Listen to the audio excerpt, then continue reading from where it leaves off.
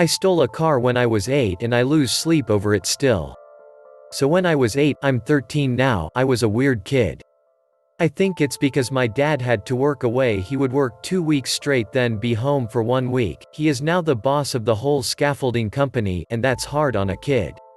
I always wanted to go somewhere because I basically lived in the woods around my house, and I loved my mom so much and still do, but I don't know how to tell her, which sounds weird because she knows I love her and we're very close, but I didn't think she loved me. So 1 week I saw the van. It was a 2010 Grand Caravan I think, and I liked it and wanted to drive it.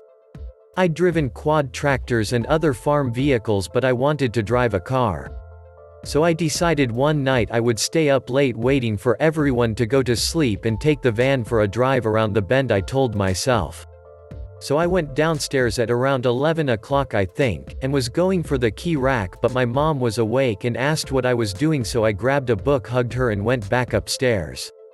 I waited in bed, eyes open in the dark, for her to come up the stairs.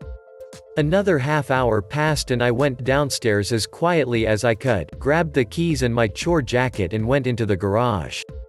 I remember turning the handle to go outside from the garage and stepping out. It was so dark, so many stars.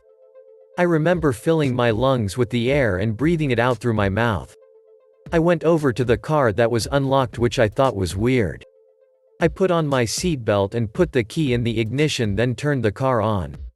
I knew I had to grab the lever thing and push in the button to put the car in gear.